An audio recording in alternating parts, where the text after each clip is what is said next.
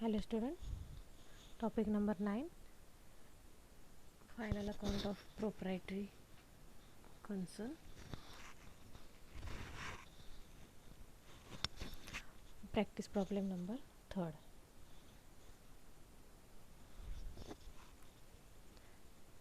आता हा जो प्रॉब्लेम आहे तो फर्स्ट अँड सेकंड पेक्षा चेंज आहे. चेंज म्हणजेच काय तर ॲक्च्युअल कोणत्या पद्धतीचे प्रॉब्लेम येत आहेत तर इथून स्टार्ट झाले तुम्हाला प्रॅक्टिस प्रॉब्लेम 3rd पासून, ज्यामध्ये पूर्ण फायनान्शियल अकाउंटिंगचं प्रिपरेशन केलं जातं आहे, अकाउंट प्रिपेअर केलं जातं आहे आणि अर्निंग प्रॉफिट किंवा बॅलन्स शीट ही टॅली केली जाते. यामध्ये काय सांगितलं आहे बघा, notice from the following trial balance of Sanjeev and sons prepare trading account and profit and loss account for the year ended on 31st March 2019 and balance sheet as on that date. आता यावरून तुम्हाला trading account, profit and loss account and balance sheet बनवायला सांगितली आहे with the help of adjustment.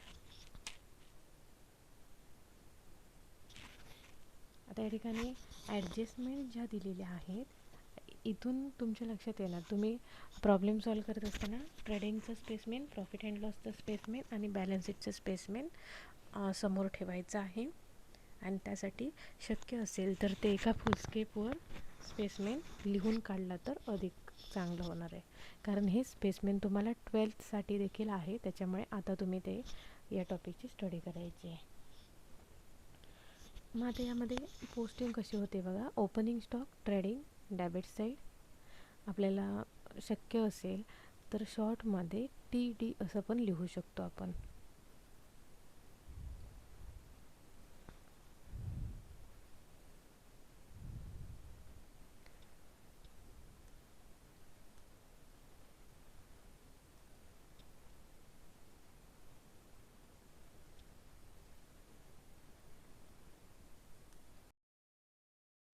माझं pen लिहायचं बंद झालेलं, पेन पण थकलं आहे सध्या. ओपनिंग स्टॉक हा ट्रेडिंग अकाउंटच्या डेबिट साईडला जातो आहे, पण तुमच्या माहितीसाठी मी तिथे म्हणते TD, कारण जेव्हा तुम्ही लिहायला जाणार तेव्हा ते सोपं होणार. त्यानंतर परचेस अँड सेल्स, परचेस हा TD आहे तर सेल्स हा TC आहे, म्हणजेच क्रेडिट साईड येते. हे फक्त मी तुमच्या माहितीसाठी म्हणून लिहिते, तुम्ही असं पेन्सिलने लिहू शकता आणि त्यानंतर ते इरेज करायचं. आता कॅरेज आउटवर्ड हा आहे profit and loss account debit side, म्हणजे PD. थोडंसं खाली आलं, PD. Okay. Plant and machinery ही आहे असेट्स, बॅलन्स शीटची असेट्स आहे, डायरेक्ट असेट लिहू शकतो. डेप्टर्स आहे असेट्स, तर क्रेडिटर्स आहे लॅबिलिटी. रिटर्न्स, आता रिटर्न्समध्ये दोन्ही असतात. दोन्ही म्हणजेच काय तर सेल्स रिटर्न आणि purchase return.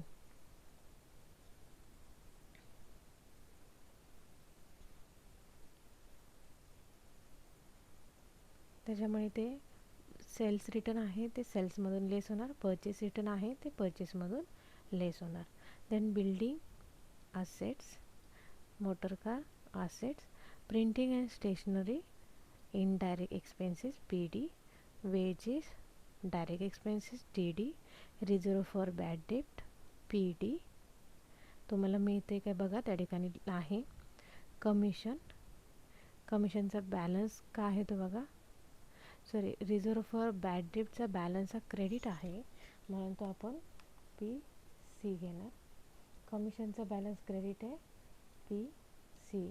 Office expenses PD, carriage TD, furniture A, premises A म्हणजेच assets, loose tools asset, drawing less from capital, bank overdraft liability, cash in hand assets, dividend credit balance आहे म्हणजेच PD, capital liability, salary PD, bills receivable and bills payable, bills receivable आहे assets तर bills payable आहे liability. Bad debt PD,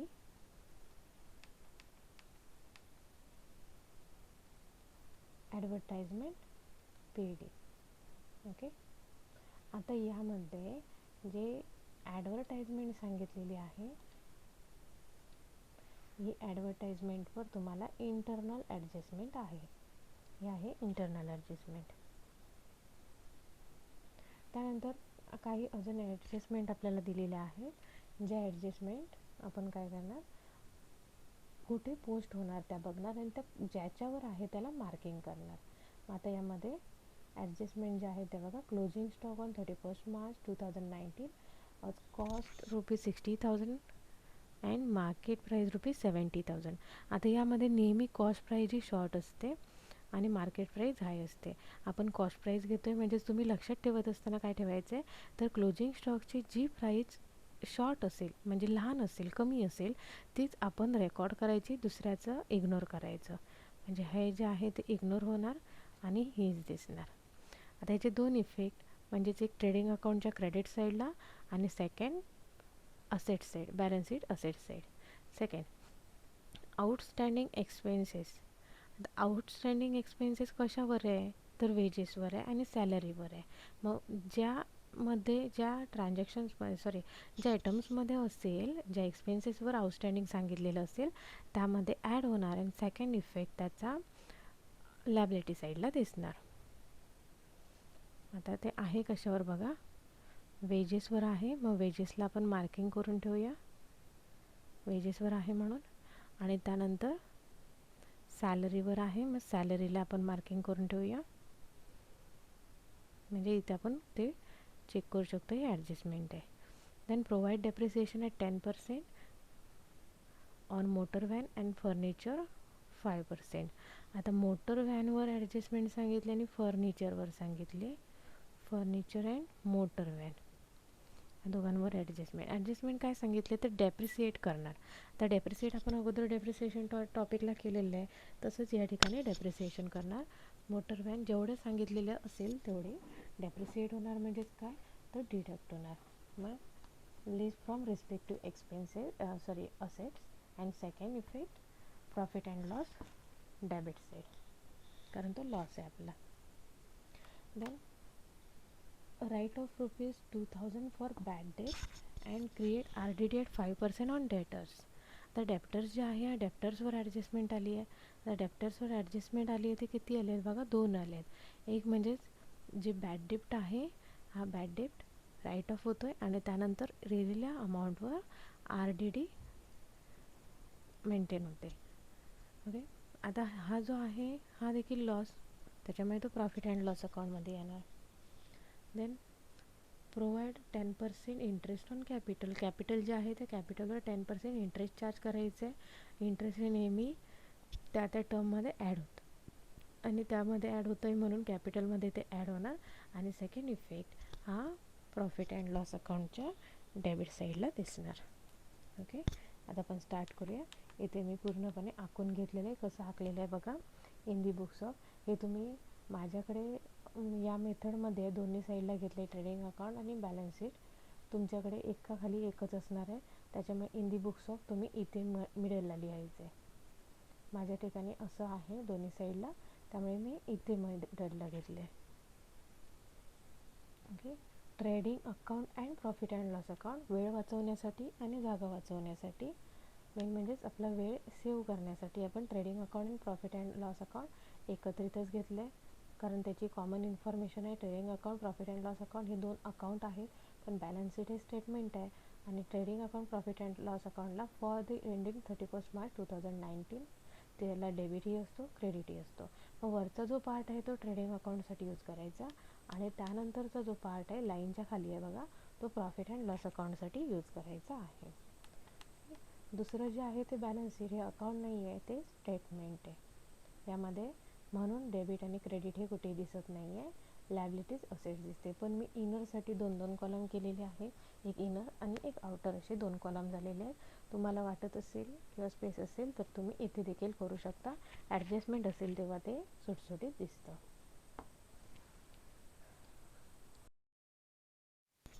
तर हे final अकाउंटचे जे problem आहेत, या प्रॉब्लेममध्ये केव्हाही आपण रेकॉर्ड करणार किंवा लिहिणार, ते लिहत असताना सगळ्यात महत्त्वाचं म्हणजेच जो काही स्टार्ट आहे तिथून बाय सिक्वेन्स खाली यायचं आहे. म्हणजे असं नाही की पहिल्यांदा तुम्ही ट्रेडिंग अकाउंट क्लोज करणार, त्यानंतर प्रॉफिट अँड लॉस क्लोज करणार, त्यानंतर बॅलन्स शीटचं रेकॉर्ड करायला जाणार, असं नाही. तर जे काही आयटम्स मिळत असतील ते आयटम्स त्या ठिकाणी म्हणजे ॲट अ टाईम तुम्ही तिन्ही ठिकाणी अवेलेबल राहायचं आहे. ओके, जसं की मी आता तुम्हाला दाखवते पोस्टिंग करून. ओपनिंग स्टॉक आपण काय म्हटलं आहे, TD म्हणजे ट्रेडिंग अकाउंट डेबिट साईडला. टू ओपनिंग स्टॉक, एक मिनिट.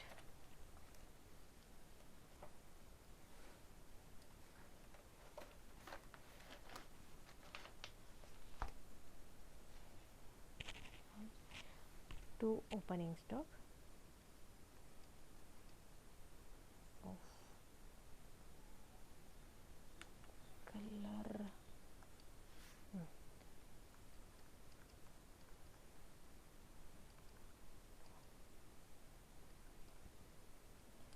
ओपनिंग स्टॉक आहे किती, 22,000. परचेसेस अँड सेल्स, परचेसचा बॅलन्स नेहमी डेबिट असतो आहे आणि सेल्सचा बॅलन्स हा नेहमी क्रेडिट असतो आहे. म्हणून डेबिट बॅलन्सला अमाऊंट दिसते ती परचेसची. टू परचेसेस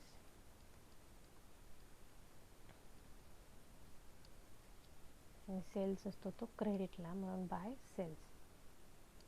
ओके, आता यामध्ये परचेस आणि सेल्स म्हटलेलं असेल तर फाइंड आउट काय करायचं आहे, रिटर्न्स आहेत का. दोघांचेही जर रिटर्न्स असतील तर ते आपल्याला त्यामधून डिडक्ट करायला लागत आहेत आणि म्हणून अमाऊंट जी असेल ती इनरला लिहायला लागते. तर ह्या ठिकाणी आपल्याला सेल्सचे रिटर्न्स दिसतो आहे आणि म्हणून परचेसचं बॅलन्स आपण डेबिटला घेऊया, 1,78,000. डेबिट म्हणजेच इनरला घेऊया 1,78,000 आणि सेल्समध्ये देखील रिटर्न्स आहे म्हणून सेल्सची इनरला 4,60,000. ओके, जे ॲडजस्टमेंट आहे तसे आपण डिडक्ट करू. Then carriage outward, carriage outward हा नेहमी प्रॉफिट अँड लॉस अकाउंटच्या डेबिट साईडला आहे म्हणून लिहिणार टू कॅरेज आउटवर्ड.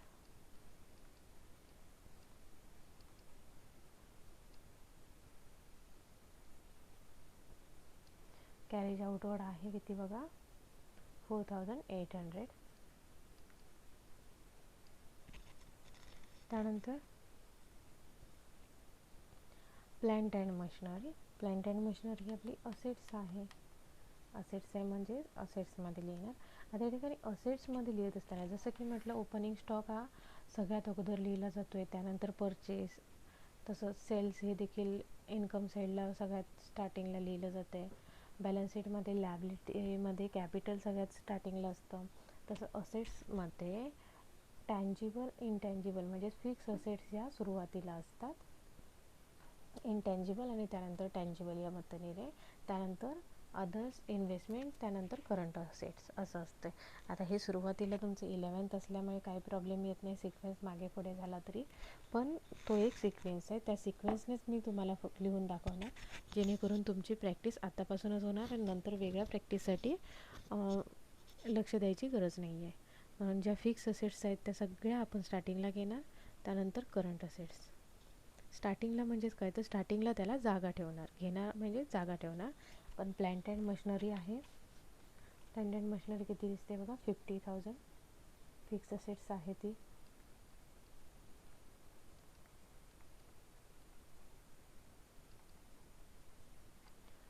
याच्यावर काही ॲडजस्टमेंट नाही आहे आणि त्यामुळे ती जाते आउटरला. त्यानंतर डेप्टर्स अँड क्रेडिटर्स. आता डेप्टर्स ही करंट असेट्स आहे आणि करंट असेट्स आता मी तुम्हाला सांगितले फिक्स असेट्ससाठी जागा ठेवणार आणि त्यानंतर करंट असेट्स घेणार. म्हणजे तिथे घेऊया आपण थोडीशी जागा ठेवून डेप्टर्स. डेप्टर्सवर ॲडजस्टमेंट आहे म्हणून आपल्याला ते इनरला लिहायला लागतील. 44,000 हा त्याचा इनर कॉलम आहे. त्यानंतर ॲडजस्टमेंट आपल्याला तिथे 2 दिसत आहेत बघा, 2 वेळेला मार्किंग केलं आहे म्हणजेच 2 ॲडजस्टमेंट आहेत. ओके, त्यानंतर क्रेडिटर्स. क्रेडिटर्स आहे किती, 76,000. आता इथे कॅपिटलसाठी आपल्याला जागा पाहिजे कॅपिटल नंतर आपण करंट असेट्स लिहिणार, म्हणून मी इथे लिहिते थोडीशी जागा जास्त ठेवून.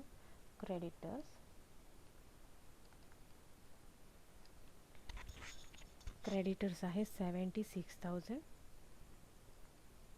ॲडजस्टमेंट नाही आहे तो आपण डायरेक्टली आउटरला लिहितो आहे, आणि ज्याच्यावर ॲडजस्टमेंट आहे तो असा इनरला लिहितो आहे. त्यानंतर रिटर्न्स. आता रिटर्न्स जे आले आहेत आपल्याला, रिटर्न्स म्हणजे ज्याचा डेबिट बॅलन्स आहे तो सेल्स रिटर्न, आणि ज्याचा क्रेडिट बॅलन्स आहे तो परचेस रिटर्न. मग परचेस रिटर्न आहे किती बघा, जो आपण लेस करणार. हां, return outward 4,000 and less return inward. मी थोडंसं शॉर्टकटमध्येच लिहिले 2,000.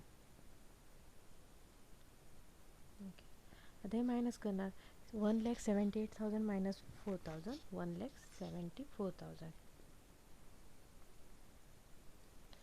4,60,000 मायनस 2,000, 4,58,000.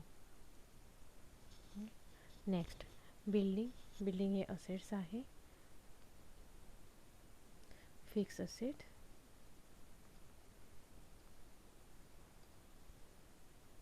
बिल्डिंग आहे 58,000. ॲडजस्टमेंट नाही आहे म्हणून डायरेक्ट आउटरला घेतलं आहे. देन मोटर व्हॅन देखील फिक्स असेट आहे. मोटर व्हॅनवर ॲडजस्टमेंट आहे, आणि ॲडजस्टमेंट आहे म्हणून आपण ते इनरला घेतो आहे 40,000. त्याला जागा ठेवूया ॲडजस्टमेंट करायला. त्यानंतर डायरेक्टली लगेचच तुम्ही ॲडजस्टमेंट घेतला तरी चालेल, पण त्या सगळ्या ॲडजस्टमेंट आपल्याला संपवायच्या आहेत ॲट अ टाईम, आपण त्या करू शकतो. दोन्ही मेथडने मी तुम्हाला प्रॉब्लेम दाखवणार आहेत. मोटर व्हॅन 40,000 झाली. त्यानंतर काय बघा, प्रिंटिंग अँड स्टेशनरी. आता ही इनडायरेक्ट एक्सपेन्सेस आहे, म्हणते प्रॉफिट अँड लॉसमध्ये to printing and stationery.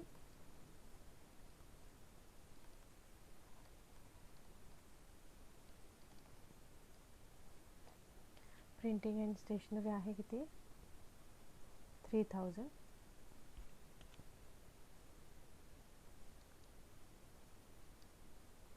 Next wages ही डायरेक्ट एक्सपेन्सेस आहे, ट्रेडिंगला दिसणार 2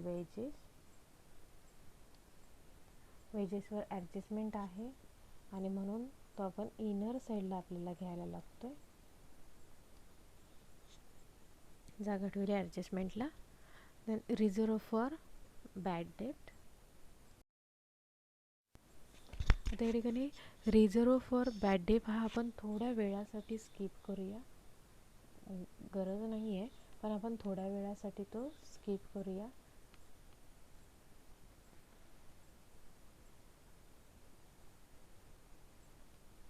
हा जो आहे थोड्या वेळासाठी आपण स्किप केला एवढ्यासाठी, कारण का इथे बॅड डेप्ट आहे, त्यानंतर RDD आहे, पुन्हा न्यू बॅड डेप्ट आहे, न्यू RDD आहे, आणि हा जो आहे तो आपला ओल्ड आहे, आणि त्याच्यामुळे आपल्याला इंटरनल ॲडजस्टमेंट आपण करणार आहोत, म्हणून तो थोडासा मी स्किप करते. देन कमिशनचा बॅलन्स कोणता दिलेला आहे बघा. कमिशनचा क्रेडिट बॅलन्स आहे, मग आपण क्रेडिटला लिहिणार. ग्रॉस प्रॉफिटसाठी जागा ठेवणार. त्यानंतर by commission 2,400. Next office expenses, to office expenses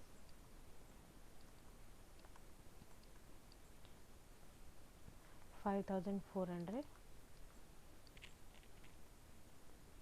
carriage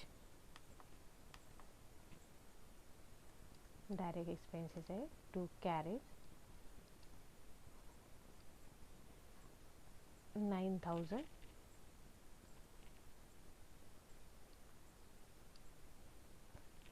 next furniture, fix असेट्ससाठी फर्निचर मी तिथे लिहून पण दिलेलं आहे तुम्हाला, पोस्टिंग कुठे जाणार आहे ती, ते फास्ट होते असंही म्हणायला नको आहे. फर्निचरवर ॲडजस्टमेंट आहे, ॲडजस्टमेंटसाठी जागा ठेवतो आहे. Next premises.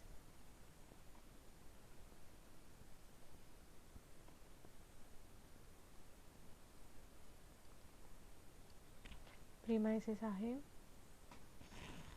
81,000. ॲडजस्टमेंट नाही आहे, डायरेक्ट आउटरला 81,000. त्यानंतर आहे लूज टूल्स.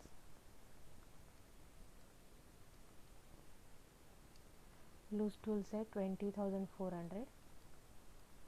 आता ह्या आपल्या सगळ्या होत्या फिक्स असेट.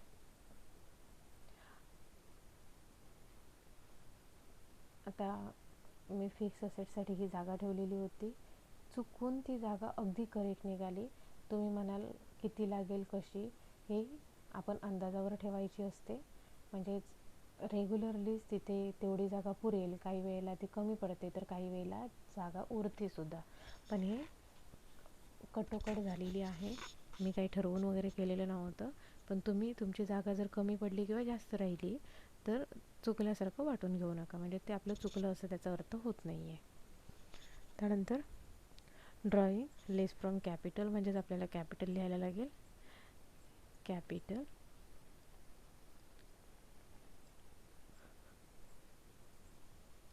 लेस ड्रॉइंग. कॅपिटलमधून ड्रॉइंग लेस करणार 24,700. कॅपिटल मिळेल तेव्हा आपण पोस्ट करू, काही प्रॉब्लेम नाही आहे. Then bank overdraft, current liability.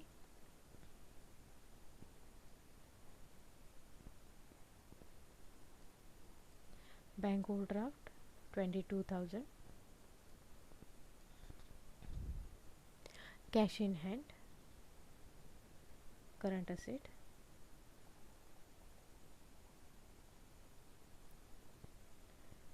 Cash in hand 71,000. Next dividend credit balance. Credit balance असल्यामुळे आपण तो प्रॉफिट अँड लॉसमध्ये घेतो आहे क्रेडिटला. By dividend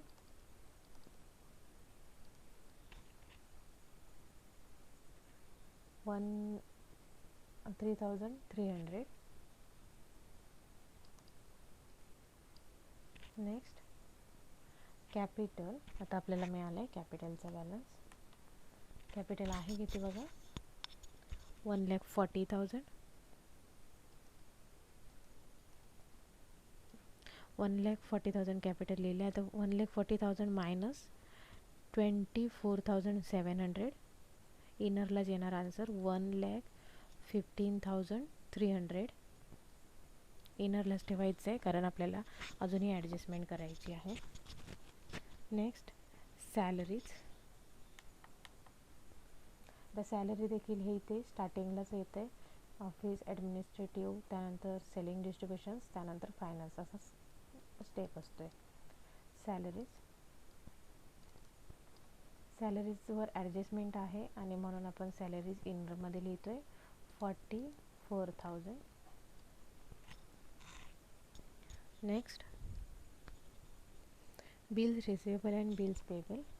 bills receivable assets, current assets. Bills receivable आहे किती, 5,600. And bills payable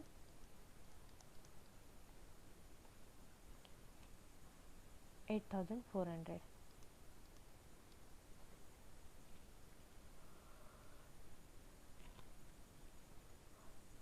bad debt इथे घेणार 2 बॅड डेट. इनरला घेणार कारण ॲडजस्टमेंट आहेत आणि आपण old reserve for bad debt ही स्किप केलेली होती, ज्याचं पोस्टिंग इथे आपल्याला घ्यायचं आहे बघा. Bad debt 2,400. थोडीशी आपण त्याला जागा ठेवणार आहोत. त्यानंतर कोण आहे, advertisement for 3 years. He internal adjustment आहे फॉर 3 years.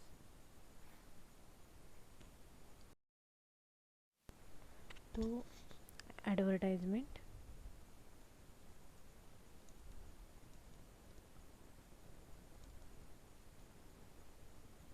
ॲडव्हर्टाइजमेंट आहे किती 6000. आता ही इंटरनल ॲडजस्टमेंट आहे आणि म्हणून आपण ती लगेचच कंप्लीट करून घेऊया. इंटरनल ॲडजस्टमेंट काय सांगते, फॉर 3 इयर्स. म्हणजे काय तर हे जे ॲडव्हर्टाइजमेंट जी आहे, ॲडव्हर्टाइजमेंटसाठी जो एक्सपेन्सेस केला आहे तो 3 इयर्ससाठी आहे. पण आपण जे बनवतो आहे ते करंट इयरचं आहे, म्हणजे चालू वर्षाचं आहे. 31 मार्च 2019 आपण बनवतो आहे. म्हणजेच आपण त्या 3 इयर्सचं बनवत नाही आहोत आणि म्हणून आपण 2 इयर्सचं कट करणार आणि करंट इयर म्हणजेच 1 इयरचं दाखवणार. मग 6000/3 × 1 करंट इयरचंच पाहिजे. म्हणजेच काय 2 इयर्सचं ॲडव्हान्स पेड आहे किंवा प्रीपेड आहे. लेस प्रीपेड आहे किती ते 4000. मग करंट इयरचे फक्त 2000 आहेत. मग त्याचा सेकंड इफेक्ट आपल्याला दिसणार. मग सेकंड इफेक्ट जातो कुठे तर असेट्सला जातो आहे. प्रीपेड एक्सपेन्सेस बघा कुठे ॲडजस्टमेंटमध्ये तुम्हाला दिसतील. प्रीपेड एक्सपेन्सेस ॲडजस्टमेंटच्या पेजमध्ये जाऊन चेक करा. प्रीपेड ॲडव्हर्टाइजमेंट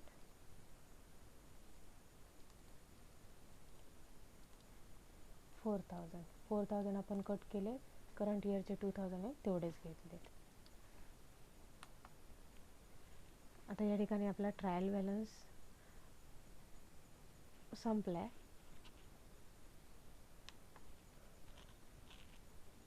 आता आपण ॲडजस्टमेंटला जाऊ. First adjustment closing stock on 31 March 2019. आता तुम्ही काय करायचं आहे, ॲडजस्टमेंटचा जो पेज आहे तो ओपन करून ठेवायचा आहे. Closing stock on 31 March 2018 was at cost ₹60,000 and market price ₹70,000. मग अशीच आठवण करून दिलं आहे. जो शॉर्ट असेल तो आपल्याला लिहायचा आहे. 2 ठिकाणी पोस्टिंग होणार आहेत, कमीत कमी 2 ठिकाणी, म्हणजेच ट्रेडिंग अकाउंटच्या क्रेडिटला आणि balance sheet assets side. By closing stock आपण ॲडजस्टमेंट करतो आहे. ही फक्त मी तुम्हाला समजण्यासाठी कलर चेंज करते. कलर चेंज करायची काही आवश्यकता नाही आहे, नाही तर तुम्ही पेन चेंज कराल. By closing stock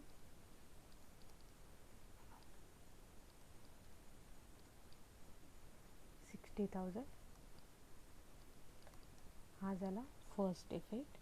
second effect दिसणार आहे बॅलन्स शीटमध्ये. क्लोजिंग स्टॉक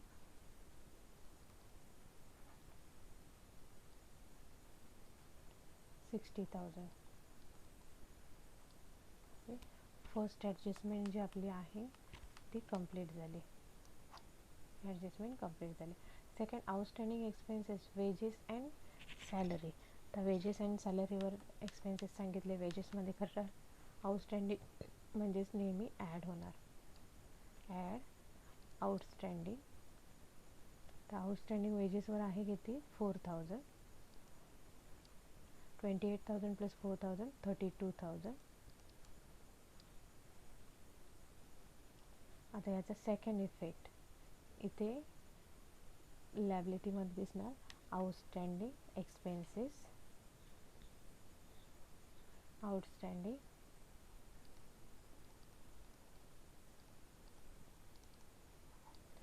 मध्ये वेजेस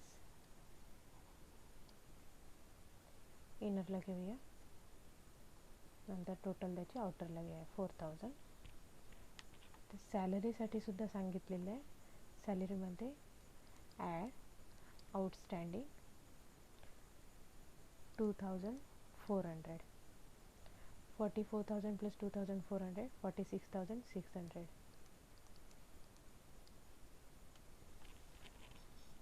त्याचा सेकंड इफेक्ट सॅलरी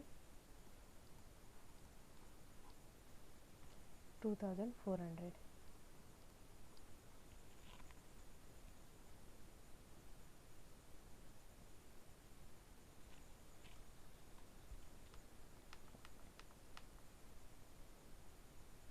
दोन ॲडजस्टमेंट संपल्या. थर्ड आहे depreciation 10% on motor van and 5% on furniture. Less depreciation motor van 10% means 4,000. 40,000 minus 4,000 36,000.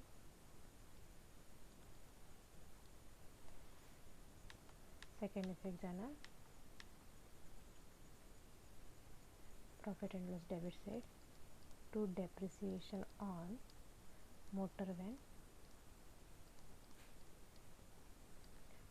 inner 4,000.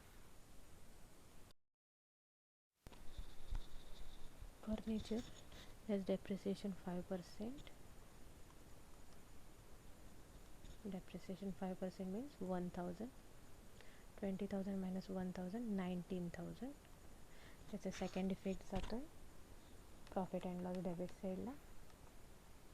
Furniture 1,000. Total value आपली depreciation 5,000.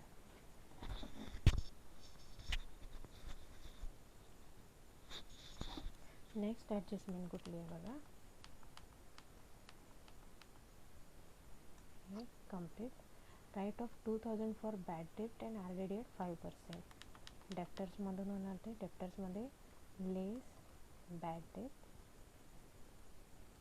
The ॲडजस्टमेंटमध्ये बॅड डेप्ट किंवा RDD दिलेली असेल तर ती न्यू बॅड डेप्ट किंवा न्यू RDD असते, आणि जर ट्रायल बॅलन्समध्ये दिलेली असेल तर ती ओल्ड असते. म्हणून ह्याला ब्रॅकेट म्हणून न्यू 2,000 लेस करायला सांगितले. 44,000 minus 2,000 42,000. त्यानंतर RDD सांगितले लेस RDD 5%. 42,000 at 5% 2,100. 42,000 minus 2,100 39,900. आता हे जे दोन्ही आहेत त्या दोन्हींचा इफेक्ट प्रॉफिट अँड लॉस अकाउंटच्या डेबिटला जातो आहे, कारण लॉस झालेला आहे डेप्टर्स म्हणजेच कस्टमरला लॉस झाले आहे. डेप्टर्समधून लॉस झालेला दिसते म्हणून तो बॅड डेप्ट आहे. ही आहे ती ओल्ड बॅड डेप्ट. ॲड न्यू बॅड डेप्ट.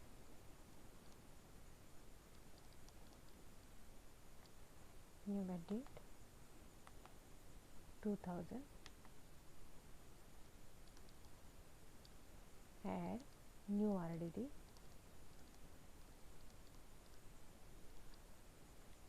न्यू RDD आता मिळाले 2,100. म्हणजे त्याची टोटल करून बघूया. 2,400 प्लस 2,000 प्लस 2,100 6,500 मायनस आपण या ठिकाणी एक थोडंसं स्किप केलेलं होतं. हे बघा, रिझर्व फॉर बॅड डेट हे स्किप केलेलं आता आपण रेकॉर्ड करून घेऊया. क्रेडिट बॅलन्स आहे 3,200. आता क्रेडिट बॅलन्स 3,200 आहे, म्हणजेच क्रेडिटला आपण 3,200 असं लिहायचं आहे. पण आपण काय केलं आहे, तर ज्या साईडची जी साईड मोठी असेल त्यामधून जी लहान साईड आहे ती मायनस करायची, आणि म्हणून मी आता क्रेडिट साईड आहे ते डेबिट साईडला घेणार आणि मायनस करणार, किंवा दोन्ही साईडला आहे तसं लिहिलं तरी काही प्रॉब्लेम येत नाही, ॲटोमॅटिक ते लेस होतं आहे.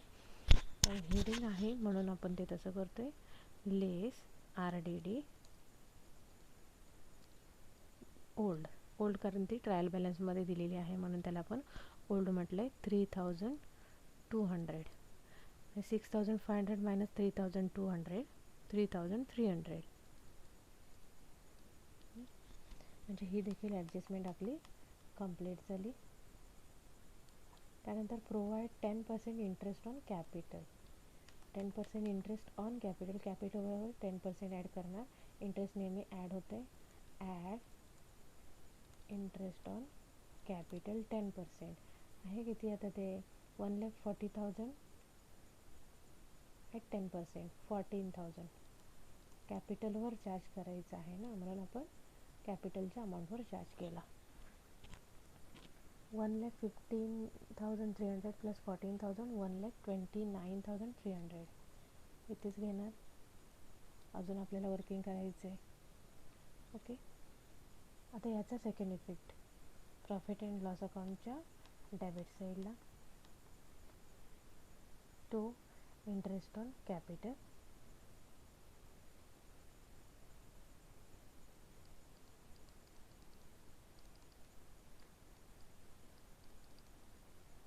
$14,000. आता बघा या ठिकाणी आपल्या सगळ्या ॲडजस्टमेंट संपलेल्या आहेत आणि सगळा ट्रायल बॅलन्स देखील पूर्ण कंप्लीट झालेला आहे. प्रत्येकाचे 2-2 इफेक्ट केलेले आहेत. एक इफेक्ट कोणाचा केला तर तिथे तुमचं आन्सर रॉंग येणार. प्रत्येकाचे 2-2 इफेक्ट आपल्याला करायला लागतात. आता आपल्याला क्लोज करायचं आहे आणि अमाऊंट करायची. फर्स्ट आपण ट्रेडिंग अकाउंट क्लोज करू. रेग्युलर मेथडनेच आपण क्लोज करणार आहोत. ते रेग्युलर मेथडने म्हणजेच कुठली तर डेबिट मायनस क्रेडिट, जी मोठी असेल ती दोन्ही साईडला, जिथे शॉर्ट असेल तिथे कितीने शॉर्ट होते ती अमाऊंट लिहिणार. 4,58,000 प्लस 60,000, 5,18,000, दोन्ही साईडला घ्या. 5,18,000.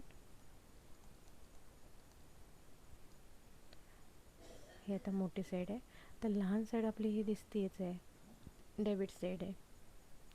5,18,000 मायनस 22,000 मायनस 1,74,000 मायनस 32,000 मायनस 9,000, 2,81,000 दिसते बघा आपल्याला. 2,81,000.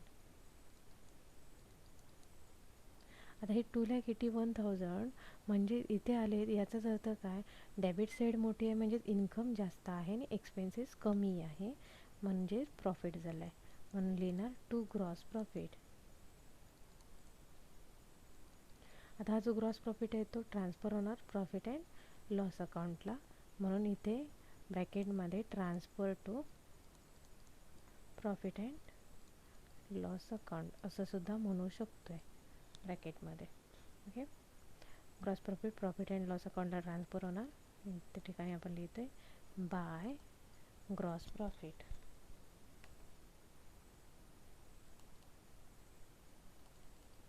Gross profit transfer from trading account असं ब्रॅकेटमध्ये लिहिणार. 2,81,000. आता आपण profit and loss account close करणार. प्रॉफिट अँड लॉस अकाउंटमध्ये 2,81,000 प्लस 2,400 प्लस 3,300, 2,86,700.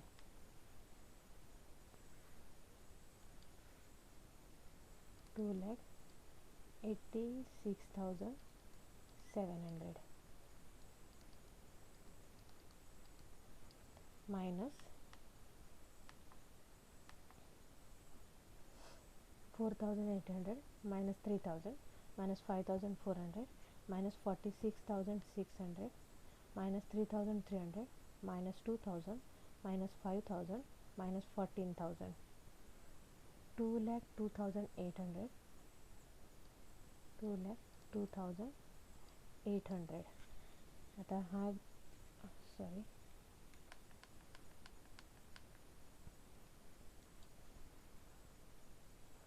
2,02,800. आता हा जो आलेला आहे तो इथे दिसतो इन्कम साईड जास्त आहे, इनडायरेक्ट इन्कम जास्त आहे, इनडायरेक्ट एक्सपेन्सेस कमी आहे, म्हणजेच हा देखील आपला झाला net profit. To net profit transfer to capital.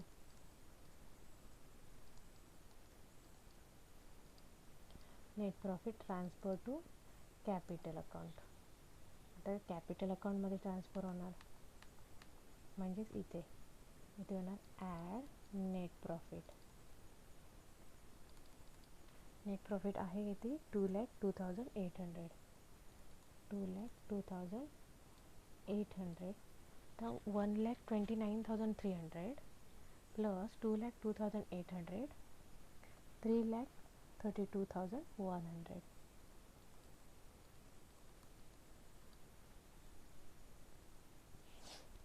पूर्ण प्रॉब्लेम आपला कॅल्क्युलेशनचा आहे, त्याच्यामुळे याच्या ज्या अमाऊंट आहेत त्या तुम्ही व्हेरीफाईड करून बघायच्या आहेत. आता या ठिकाणी बॅलन्स शीट क्लोज करूया. बॅलन्स शीट दिसते 3,32,100 plus 76,000 plus 22,000 plus 8,400 plus 6,400, 4,44,900.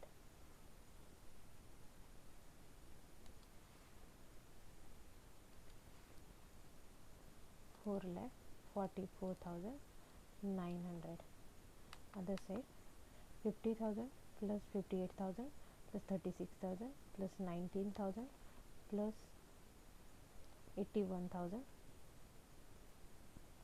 plus 20,400 plus 39,900 plus 71,000 plus 5,600 plus 4,000 plus 60,000, 4,44,900. आता हा जो बॅलन्स शीट आहे दोन्ही सेम आल्या पाहिजेत तरच तुमचा प्रॉब्लेम करेक्ट आहे. 4,44,900 या ठिकाणी आपले बॅलन्स शीट क्लिअर झालेली आहे. हा प्रॉब्लेम आपला सॉल्व करून संपलेला आहे. प्रॉब्लेम सोपा आहे, फक्त आपल्याला पोस्ट करायलाच वेळ लागतो आहे. तुम्ही पूर्ण प्रॉब्लेम हा जसा आहे तसा स्पेसमेंटच्या आधारावर चेक करू शकताय, कारण ट्रायल बॅलन्स जे आहे त्याचंही स्पेसमेंट तुमच्याकडे आहे, trading account, profit and loss account, balance sheet आणि ज्या ह्या ॲडजस्टमेंट आहेत याचाही स्पेसमेंट तुमच्याकडे चार्टमध्ये दिलेला आहे. म्हणजेच कोणाच्याही हेल्पशिवाय तुम्ही ते प्रॉब्लेम सॉल्व करू शकता. आणि म्हणून प्रॉब्लेम सॉल्व करत असताना तुम्ही दोन्ही स्पेसमेंट पुढ्यात ठेवायची आहेत.